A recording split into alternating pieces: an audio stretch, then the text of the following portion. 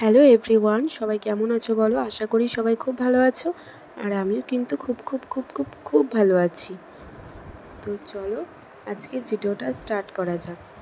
আজকের ভিডিওটা হচ্ছে তালের বড়া। আমি কিভাবে তালের বড়া করছি সেটাই তোমাদের সাথে শেয়ার করব। আমি তো নয়, আমার মা করবে। তো যাই হোক, এই যে দেখো, প্রথমেই কিন্তু দুটো নারকেল ভেঙে নিয়ে নিয়েছি।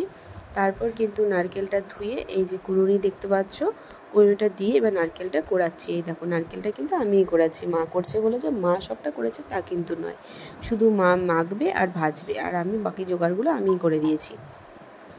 তারপরে এই যে দেখো, নারকেলগুলো কিন্তু আমি আস্তে আস্তে সব কটা নারকেল কিন্তু কুড়িয়ে ফেলেছি কোড়ানি দিয়ে। তারপরে এই যে দেখো, আগের দিন তাল এনে সেটাকে ভালো করে করে বের করে তালটা সেটা ফ্রিজে রাখা হয়েছিল, তো সেটাই এখন বের করেছি। যাই হোক, এবার দেখো এখানে যে থালার মধ্যে নারকেলগুলো রাখা হয়েছে আলাদা করে।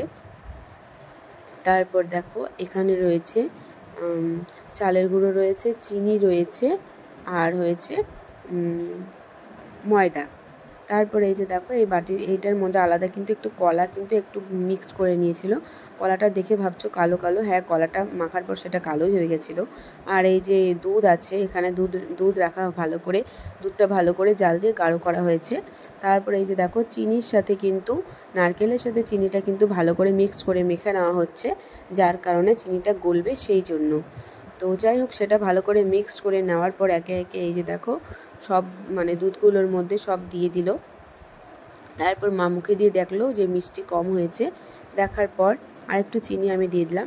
তারপরে এই যে দেখো, একে একে কিন্তু সব কিছু দিয়ে এটার মধ্যে কিন্তু মাখা হয়ে গেছে, মানে হচ্ছে গিয়ে যা যা ছিল সব কিছু। তারপরে এই যে দেখো, এখানে তাল রয়েছে, তালটা এবার এর মধ্যে ঢেলে দেব। এই যে দেখো, আস্তে আস্তে তালটা এর মধ্যে ঢেলে দেওয়া হচ্ছে।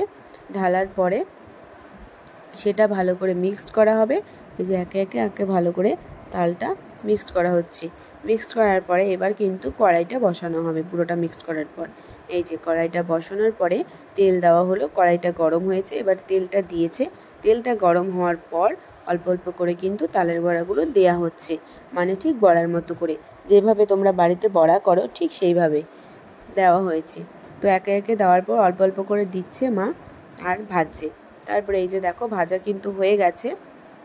তোমরা দেখতেই পাচ্ছ তালের বড়াটা কতটা সুন্দর হয়েছে। আর তোমরা কে কে এরকমভাবে তালের বড়া বানাও বাড়িতে, অবশ্যই কিন্তু কমেন্ট করে বলবে। আর এইভাবে যদি কেউ না বানিয়ে থাকো, অবশ্যই একটু বানিয়ে নেবে, তাহলে কিন্তু তোমাদের খুব টেস্ট লাগবে। আর একটু কিন্তু অবশ্যই কিন্তু কলা দেবে, তাহলে তালের বড়াটা খুব নরম হবে। আর এই যে দেখো, তালের বড়াগুলো কেমন হয়েছে অবশ্যই কমেন্ট করে বলো। নেক্সট ভিডিওতে দেখা হবে। টাটা।